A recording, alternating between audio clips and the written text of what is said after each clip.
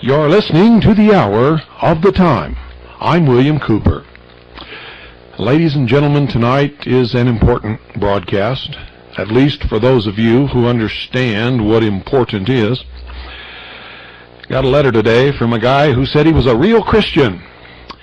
Wanted to know why I spent so much time on what he termed, quote, that bullshit, end quote. Wanted to know why I don't talk more about, quote, him, end quote. As if I'm supposed to know who him is. I think I do, being as to the fact that he announced so strongly that he was such a great Christian in the beginning of his letter. Well, folks, for those of you who feel that way, turn off your radio. This is not your broadcast. You should never listen to this program, ever, in your life. This program is about truth, no matter who it hurts or helps, even if it hurts me. It's about truth. And truth is what we're going to talk about all the time on this broadcast. And if it pings on you or your agenda, then you're living a lie. You're living in fantasy land. You cannot live in this world or expect to ever reach whatever is in the next world if you cannot deal with truth. A very famous man once said, and I quote, "Seek ye the truth, and the truth will make you free," end quote. Now you can figure out who said that. I'm not going to tell you. Many of you might know. The man who made that statement was trying to educate the world to the truth. The world took his truth and perverted it and twisted it and created something that he would not even recognize were he to walk amongst us again today. You can bet on it. Don't go away. I shall return. When we expose a piece of iron to the air, the oxygen contained in the latter element oxidizes the iron and in time disintegrates it.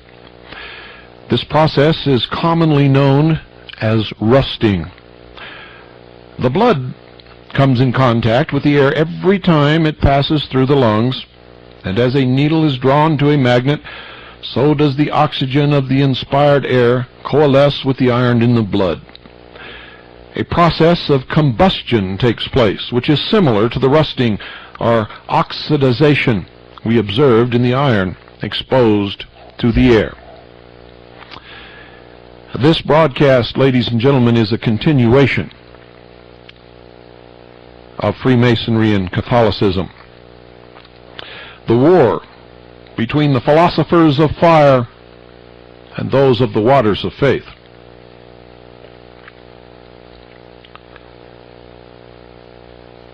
They claim that the ether contained in the dense fiber of wood after the latter has undergone combustion in a stove passes outwards through the iron in the form of semi-invisible heat waves vibrating at different velocities according to the degree of heat in the furnace.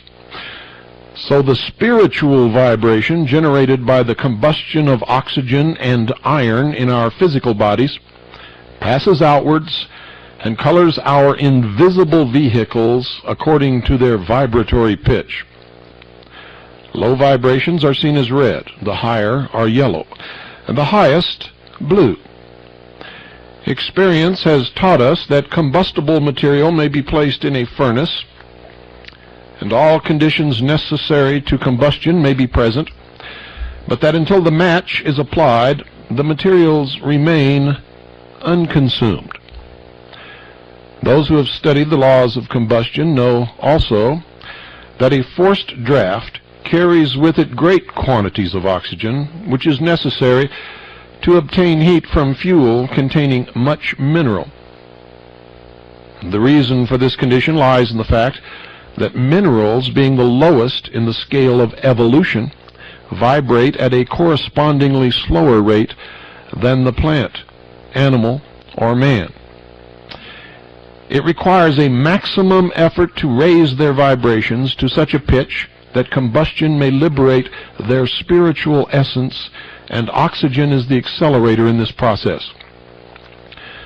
Were the same amount of oxygen supplied to good vegetable fuel, which naturally vibrates at a much higher rate than mineral, the furnace would be in danger of destruction because of the intensity of the heat generated.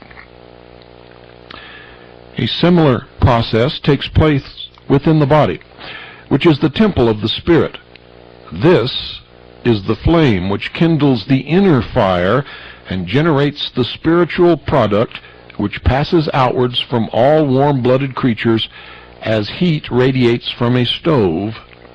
Cold-blooded creatures are so low in the scale of evolution that they have as yet no life within themselves, but are worked upon by the group spirit from without entirely. And it is the group spirit which generates the life-giving currents responsible for the animation in these creatures. These currents pass inwards to sustain the nascent life until it shall be able to respond and begin to send currents outward from itself. Now, these radiant lines of force, emanating invisibly to the physical sight from our dense bodies, are our aura, as already stated, and while the color of each individual's aura differs from that of all other individuals, there is nevertheless a basic or ground color showing its status in the scale of evolution. Now, before you get carried away with this, especially if you're a new listener and have never heard anything about any of this before, I'm going to tell you that every single bit of it is absolute total crap. As no basis in science, cannot be proven by anyone. It is, in fact, another religion hidden behind the veil, practiced in temples that have no windows, called the mysteries. Now, if you wish to believe in all of this, that is your right. And being a constitutionist, I certainly would support your right to do that. In fact, would be willing to give my life in defense of that right. Where you go wrong is when you try to manipulate others with these religions, whatever the religion is.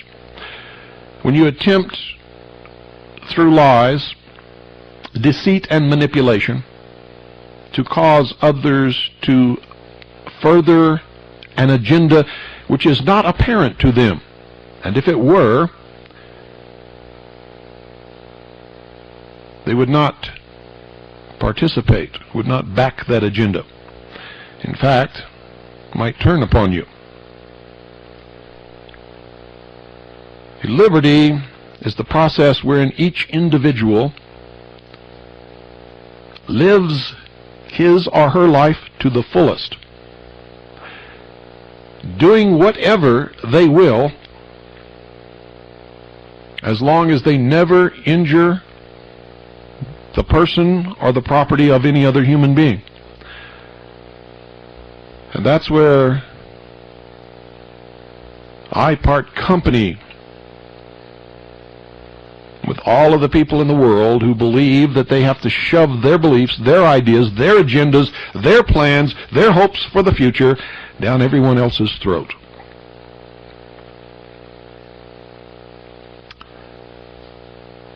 The world is being lied to today, Most people are living in a state of deception, fantasy, if you will. They're being manipulated toward a world which in reality will bear no resemblance to the myth that is being perpetrated about that future world. And it doesn't take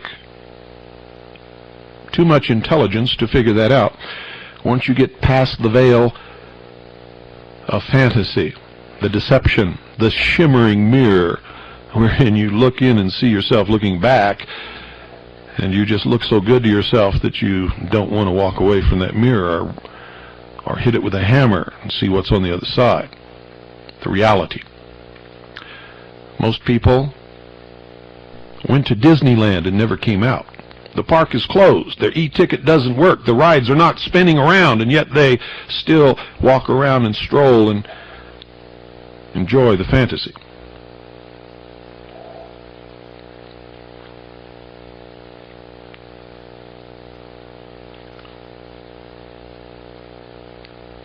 So now that I've served that warning on the new listeners, let me continue opening your eyes.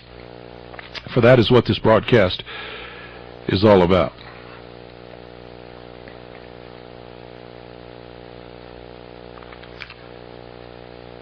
In the lower races, this ground color is a dull red, like the color of a slow-burning fire, indicating their passionate, emotional nature.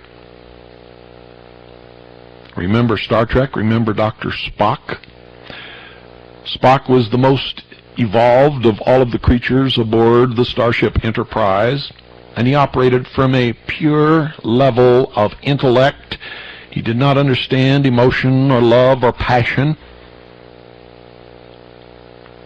Kirk was sort of the bridge between the other people on the starship who were swayed by their emotions, their passions, and occasionally even he was. But he could understand the intellectual and the emotional, and he represented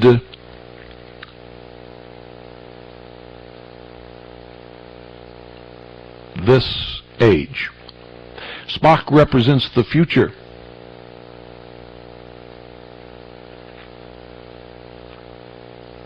In the lower races, this ground color is a dull red, like the color of a slow-burning fire, indicating their passionate, emotional nature. When we examine people upon a somewhat higher rung of the ladder of evolution, the basic color or vibration radiated by them is seen to be of an orange hue, the yellow of intellect mixed with the red of passion. By the spiritual alchemy unconsciously performed by them as they travel along the path of progress and learn to make their emotions subservient to mind in a measure, through many experiences in the school of life, they are gradually freeing themselves from bondage to the martial Lucifer spirits and the war god Jehovah, whose colors are scarlet and red. Also, by obeying consciously or unconsciously the unifying altruistic Christ spirit, whose vibrations produce a yellow color, which is thus mingling with the red and will gradually obliterate it, the golden aureole painted by the artists gifted with spiritual sight around holy men is a physical representation of a spiritual promise which applies to humanity as a whole, though it has only been realized by a few who are called saints. After lives of battle with their passions, after patient persistence in well-doing, high aspirations and steadfast adherence to lofty purposes, these people have raised themselves above the red ray and are now entirely imbued with the golden Christ ray and its vibration. Now, folks, this is one of the reasons why those who belong to this secret religion can legitimately claim that they believe in Christ. They do, but not the Christ that most Christians believe in. You said they believe that Christ is an office. It is a state of mind and a state of the perfection of the soul, brought about by alchemy, the changing of base metal, iron, or lead, into pure gold. Has nothing to do with Jesus Christ. And when they talk about the return of Christ, they are not talking about Jesus Christ coming back and walking amongst us upon this earth. They are talking about the return of what was once called or known as the Golden Age, where wars cease to be, and everyone is politically correct. And they are all imbued with the golden Christ ray and its vibration. In other words, ladies and gentlemen, when man becomes God. Are you beginning to get the picture? This spiritual fact has been embodied by medieval artists gifted with spiritual sight in their pictures of saints whom they represent as surrounded by a golden aureole, indicating their emancipation from the power of the Lucifer spirits of Mars, who are the fallen angels, as well as from Jehovah and his angels, who belong to an earlier stage of evolution, earlier than Lucifer, and are the warders of national and race religions.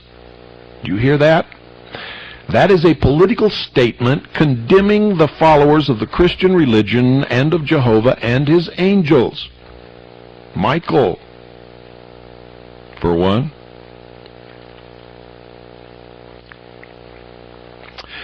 Because they're the warders of national and race religions, both of which have become politically incorrect and will not be allowed in the New World Order. Nationalism will be a form of mental illness. Patriots will be said to be suffering from a psychosis. And race religions, which declare that it is a superior race, are a race that has a covenant with God, are a race that is God's chosen people, are a race that is the true Israel, are scheduled for extinction, ladies and gentlemen. I've told you this over and over again, and that's why you are wrong about the Jews. Yes, there are many Jews involved in this, but they are not of the religion of Judaism. They are secular humanists who believe that through the perfection of the intellect, man himself will become God.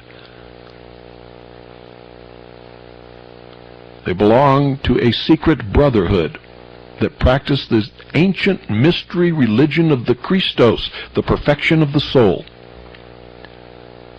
And this religion existed long before Jesus Christ was ever born.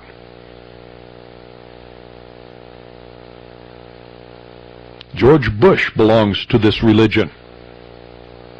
Jerry Falwell belongs to this religion.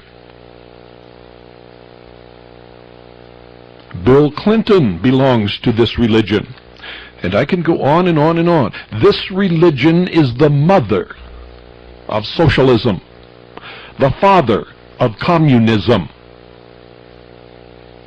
This religion gave birth to Adolf Hitler. That is why I know that if we do not successfully combat this lie,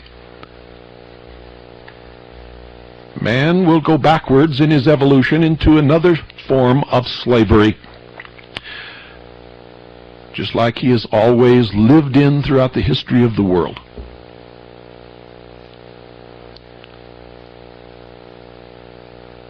The founder of this religion is Lucifer, Satan.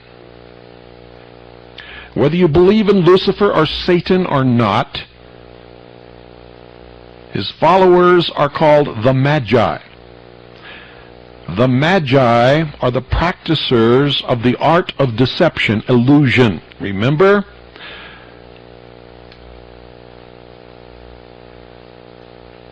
This fallen angel was the father of lies. Well, it is true.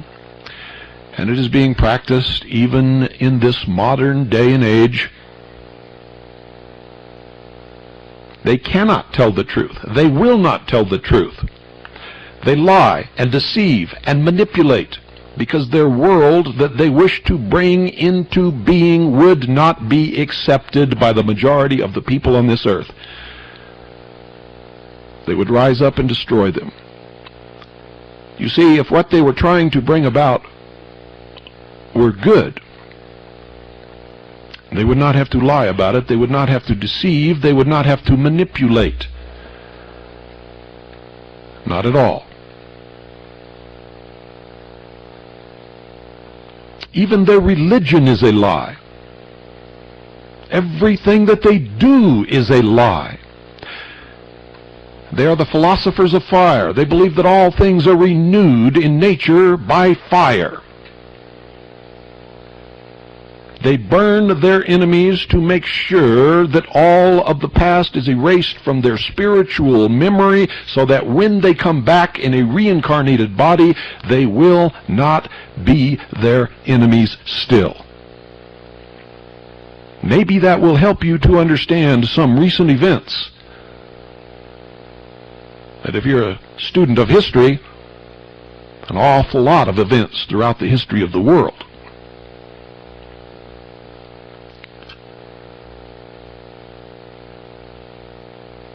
The Lucifer spirits find expression in the iron in our blood. Iron is a Mars metal, difficult to start into high vibration. So difficult that it takes many lives of great effort to change the product of its combustion to the golden color which designates the saint. When that has been achieved, the greatest feat of alchemy has been performed. The base metal has been changed to gold. The wonderful alloy of the molten sea has been made from the dross of the earth. All that then remains is to pull the plugs and pour it. The natural golden color is the Christ ray finding its chemical expression in the oxygen, a solar element. And as we advance upon the path of evolution towards universal brotherhood, even those who are not professedly religious acquire a tinge of gold in their auras due to the high altruistic impulses common to the West. Paul speaks of this as, quote, Christ being formed in you, end quote. Paul was a member of this secret religion, and if you really understand the symbology of the mysteries and read the words of Paul in the Bible, you will see that he did not have any knowledge whatsoever of a crucified Christ. As you know the crucified Christ up on the cross with a spear stuck in his side, bleeding from wounds of nails through his hands and feet. Having been whipped, the crown of thorns upon his head, thirsty, hanging in the sunlight. No, Paul's Christ was a different Christ, of which you have no knowledge. Paul speaks of this as, quote, Christ being formed in you, end quote. For when we have learned to mix the alloy by spiritual lives, then we vibrate to the same pitch as he. We are Christ-like, ready, as said, to pull the plugs of the crucibles and to pour the molten sea. Christ was liberated on the cross through spiritual centers located where the nails are said to have been driven and elsewhere. And one who has prepared the molten sea is also instructed by the teacher how to pull the plugs and soar into the higher spheres, or as the Masonic saying is, to, quote, travel in foreign countries, end quote, and that is the true source of the term, quote, fellow traveler, end quote. This is in harmony with the dictum of Christ, that to become his disciple, one must leave father and mother. That is one of the hard sayings of the gospel and generally misunderstood because it is taken to refer to our physical father and mother in the present life, whereas in the esoteric or the Masonic point of view, something very different is intended. If you are of the philosophers of fire or the sons of Cain, you are to leave your father Lucifer. And if you are of the waters of faith, the sons of Seth, or Adam, you are to leave your father Jehovah, that you have known as God, which is also Jesus Christ. To get the idea, let us once more call to mind that the Lucifer spirits, by the introduction of iron into the system, made it possible for the human ego to become an indwelling spirit, but continued oxygenation of the blood renders the body undesirable as a habitation in time, and death ensues. Therefore, though the Lucifer spirits helped us into the body, they are also truly the angels of death. And the progeny of Samael and Eve are subject thereto, as well as the children begotten by her and Adam, for all our flesh. Now, for those of you who were not listening at the beginning of this series, Samael is Satan, Lucifer, who they say mated with Eve and bore the child named Cain. All who stem from that union are the sons of Cain, the philosophers of fire, of the material world, whose god is Lucifer. Their father is Lucifer. All of those who sprang from the relationship between Adam and Eve are the sons of Adam, the sons of Jehovah. They are of the waters of faith. The sun, they say, S-U-N, not S-O-N, is the center of life and rules the life-giving gas we know as oxygen, which coalesces with the martial iron. Therefore Christ, the Lord of the sun, is also the Lord of life. And if you understand the ancient mysteries and the old religion of sun worship, this will make sense to you. For Christ, ladies and gentlemen, is none other than Tammuz in their religion, is none other than Horus in their religion. You see? And when by spiritual alchemy, as has been explained, we become like him, we are immortal, and thus we leave our father Samael and our mother Eve, and death has no more dominion over us. And that was the promise of Lucifer in the Garden of Eden, that God, Jehovah, was lying to Adam and Eve, that they should eat of the fruit of the tree of knowledge of good and evil. And if they did, they would not surely die, but would become as gods.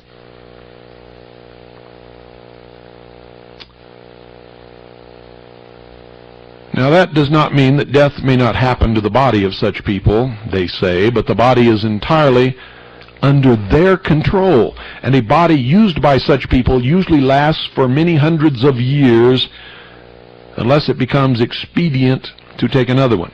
And this is another lie. Then by the same process of spiritual alchemy, they are able to create an adult body for themselves and to leave the old body which they desire to discard for the new one which they have made previously and fitted to serve their purpose. I will return.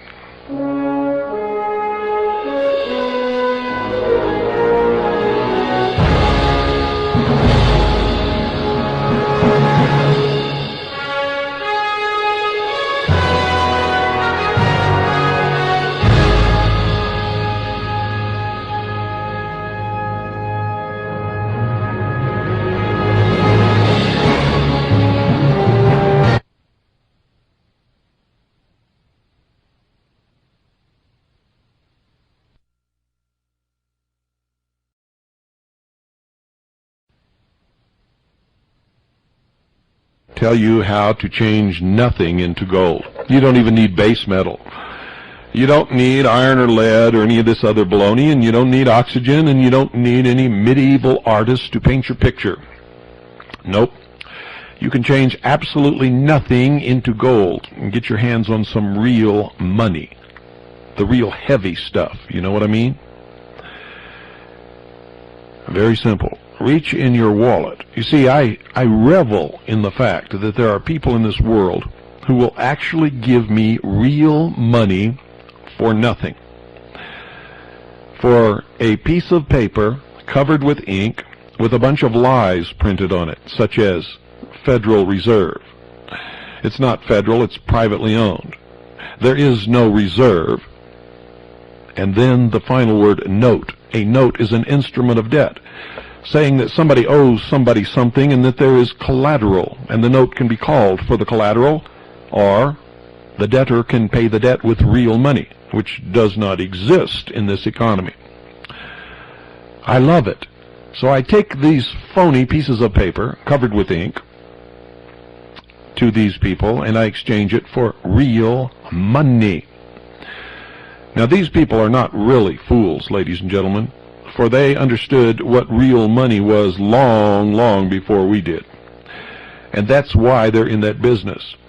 And they have made sure that their future is taken care of, and then they begin to deal in it. They buy it and sell it.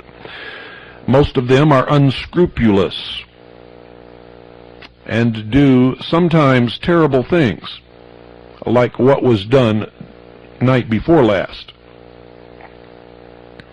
on this very radio station. Others believe in helping people and provide safeguards for them, such as buyback policies and guarantees and honest practices such as taping the phone conversations between the customer and the salesperson to make sure that no one is cheated and no lies are perpetrated by anyone on either side. And then they sponsor broadcasts like this, which bring you the truth and help you prepare for the future. That's Swiss America Trading, our sponsor. And they're so good that I give you my personal guarantee. Number one, that in your dealings with them you'll get red carpet treatment, as long as you tell them that you're a listener to the hour of the time. And number two, if you ever believe that they cheated you or misrepresented or lied to you or anything, you call me and I will make sure that it is set straight immediately. That's my guarantee. And if they refuse, I will drop them as the sponsor of this program, and I will personally make it good if I have to sell every single thing that I own. I don't know anybody else in this world that can give you that kind of assurance. But you get it with Swiss America Trading and with William Cooper. I don't do anything that I can't back with my whole being, ladies and gentlemen. So, if you'd like to get your hands on some real money, if you'd like to trade some of that worthless paper you have in your wallet for some real money, real substance, real gold, you see, we're better than the alchemists. We change nothing into gold. They need lead. Call Swiss America Trading right now, 1-800-289-2646. Tell them you're a listener, a steady listener to the hour of the time, to William Cooper. And while you're at it, folks, thank them for all the years that they have sponsored this broadcast, come hell or high water. Controversy, attacks by the press, attacks by the Internal Revenue Service and everybody else. And they have no customers that are socialists, I can guarantee you. So they lose business. Thank them. 1-800-289-2646. Show your loyalty. If you're going to deal in precious metals, if you're going to prepare for the future, prepare with the people who help you. 1-800-289-2646. You'll be glad that you did. And the next time you talk to Viking thinking that you're saving a buck, ask them about their buyback plan. Ask them about their guarantees.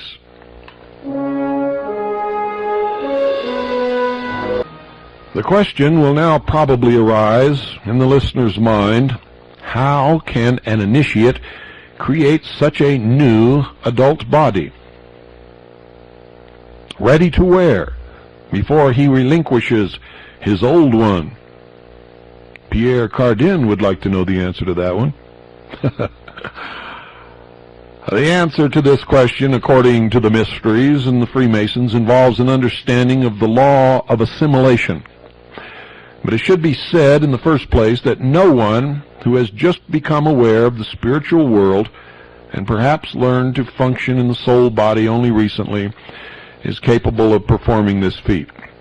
That's how they cover their butts, folks, because you never, ever learn to perform that feat. But by the time you discover that fact, you have been initiated into the highest levels and you understand what it's really all about anyway. For the only real secret concealed at the highest levels of all of these so-called fraternal organizations, mystery religions, etc., is how to control other people by dangling the promise of a secret that does not exist in front of their eyes until they learn how to dangle that secret and become one of the Illuminati or the leaders in this scam. Because that's exactly what it is, a scam.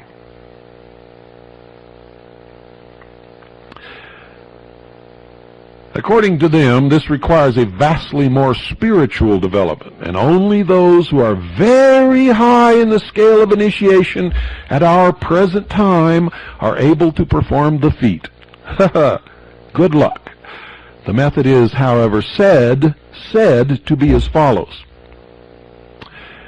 When food is taken into the body of anyone, be he adept or ignoramus, the law of assimilation is that he must first overpower each particle and conform it to himself.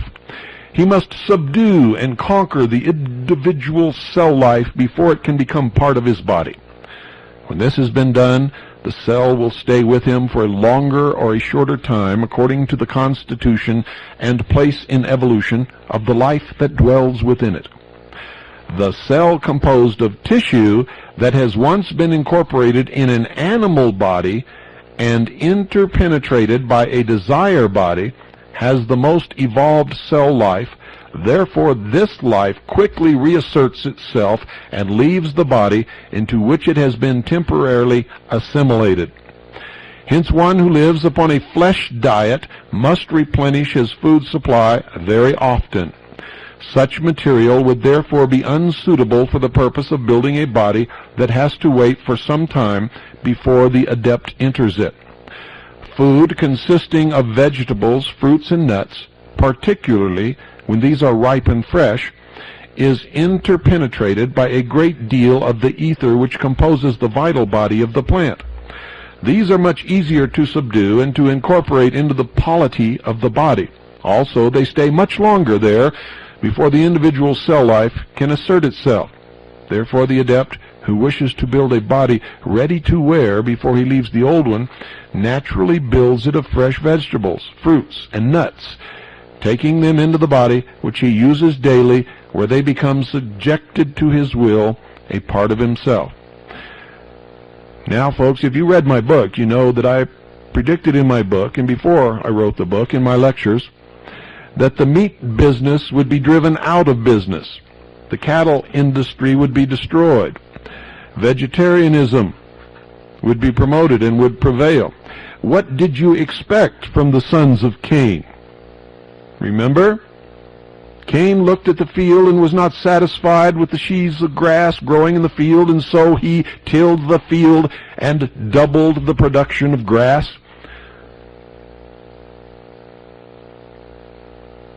Abel, on the other hand, did as he was instructed by his God and tended the beasts of the field. And when the offerings were made, God was not satisfied with Cain's offering, rejected it, and so Cain, in a jealous fit of rage, killed Abel, and that was the first murder acted out by the monkeys in 2001.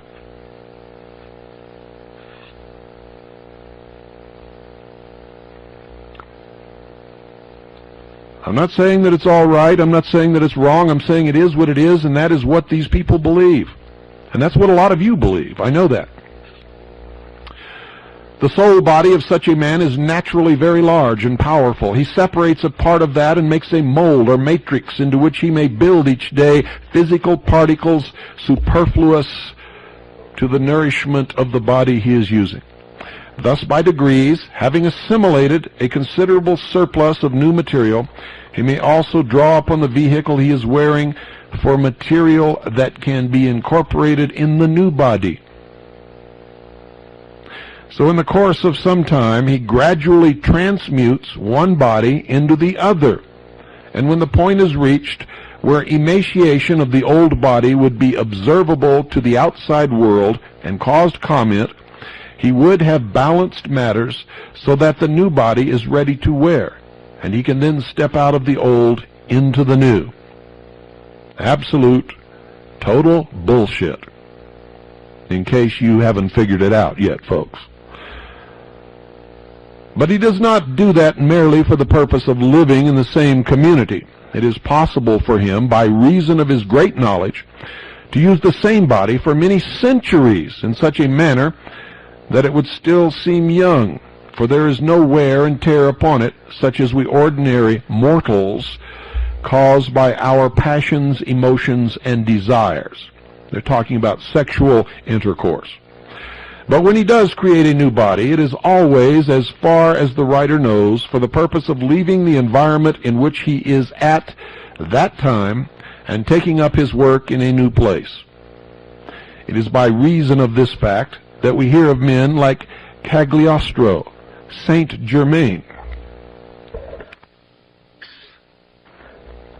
and others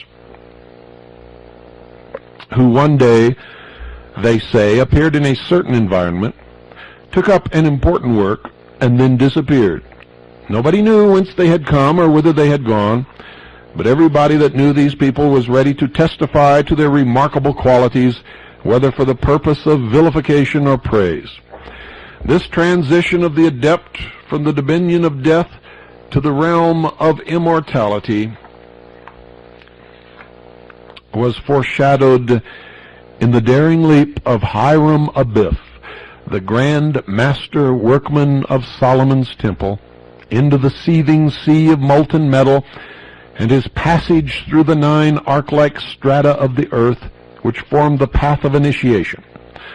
Also in the baptism of Jesus and the subsequent descent from Golgotha into the subterranean region where his vital body is still kept awaiting the day of final egress of the Christ Spirit at the second advent. And that is exactly the same story in the Egyptian religion of the Osirian cycle.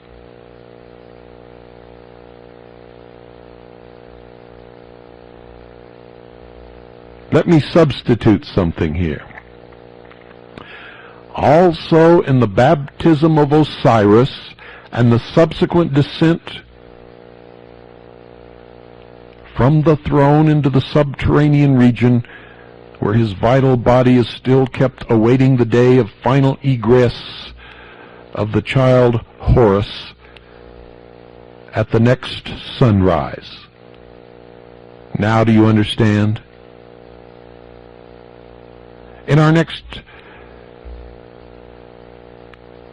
hour of revelation, which will not be tomorrow night, I have something else in store for you for tomorrow night.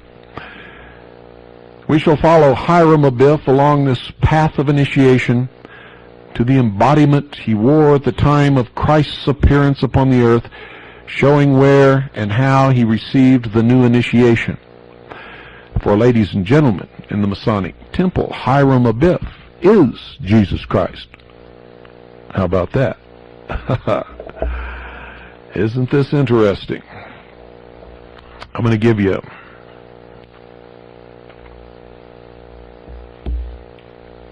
a few little revelations.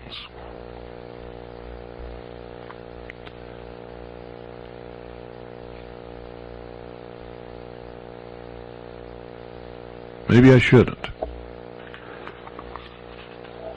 I am way beyond the capability of many of you having the ability to understand what in the world I'm even talking about. And I've got to tell you, folks, I am absolutely amazed that I have come this far with all of this, with as many of you as at least profess have been able to keep up with it. I am at times dumbfounded, because it is extremely difficult. And it is extremely difficult to look yourself in the mirror and admit that you have been deceived, and at least part of the deception was your own doing, that you have been stupid, apathetic, ignorant. And it's difficult to come to the realization that you have to be able to do that in order to change your life and go on into the future living in the light of truth rather than in the darkness of the lie.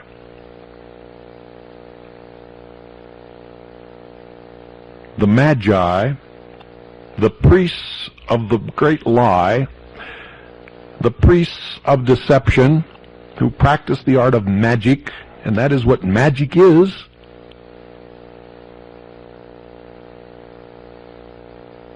Magic is the ability to perpetrate the lie, to create the illusion and make people believe it, to hold up one hand with a flourish, and all eyes in the crowd follow that hand, while with the other hand you let loose the dove who flies out of the sleeve of the upraised arm.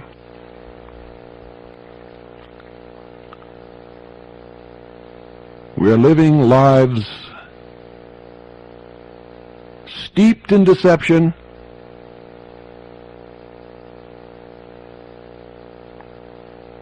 Shakespeare was right when he said all the world's a stage and we are but actors upon it. Absolutely correct. He understood. And there are some that say that the reason that he understood and the reason for the greatness of his plays, which are all built around the mysteries and have hidden layer upon layer of symbols and hidden meanings, was actually written by Sir Francis Bacon, who also wrote a book called The New Atlantis, which was all about the New World Order. You see, it's been in process of planning for many years, centuries, maybe thousands of years, who knows. We can trace the line of this hidden religion all the way back to the beginning of recorded history. Prometheus, the messenger, who gave man the gift of fire, is another name of Lucifer. Remember, Christ said that he saw Lucifer flung out of heaven as lightning?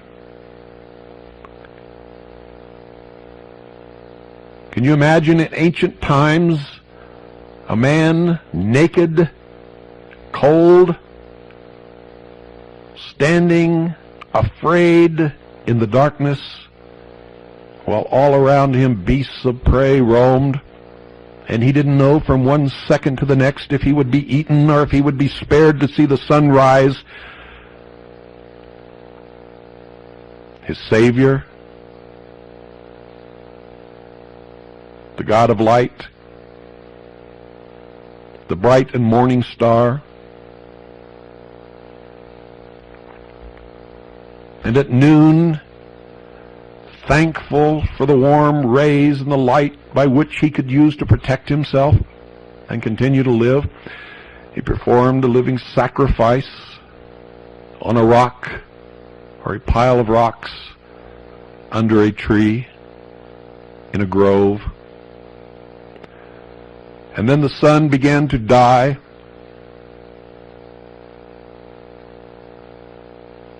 and man lamented the passing of his master and had to confront the Prince of Darkness once more.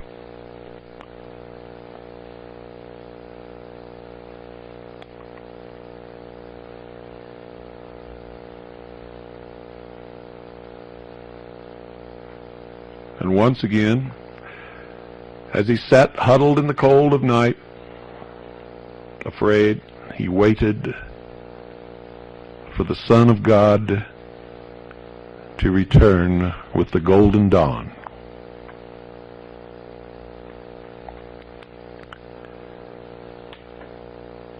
In the early days of this broadcast, I did a series of 41 hours of broadcasts entitled The Mystery Series.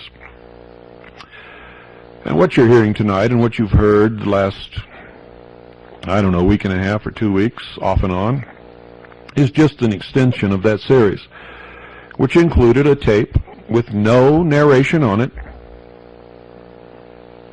of the Luxor Hotel in Las Vegas to show you how all of the symbology exists around you and you don't even recognize it for what it is.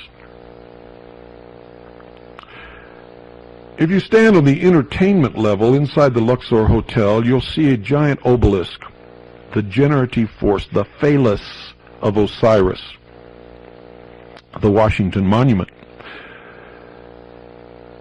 And if you look straight up on the inside of the pyramid, you will see a gigantic X, which is the 4 elevator shafts that go up to the apex of the pyramid.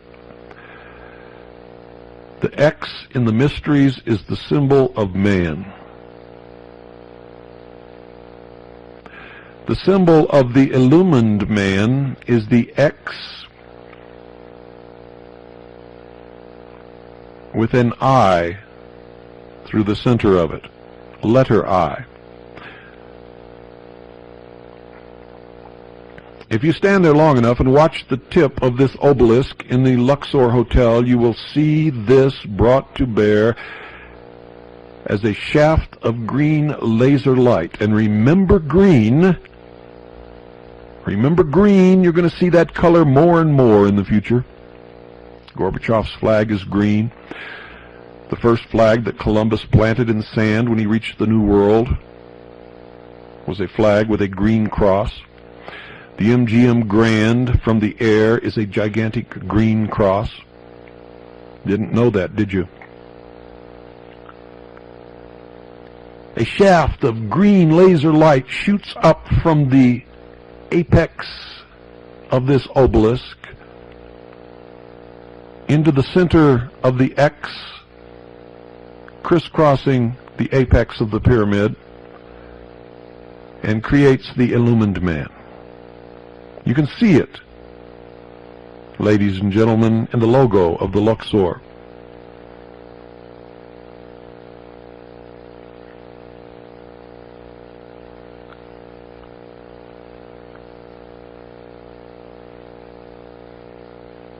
I hope you can all awaken, and I hope we can make this a better world, and I hope we can do away with wars and with evil and with bad things and bad men and women through truth that will overcome the lies.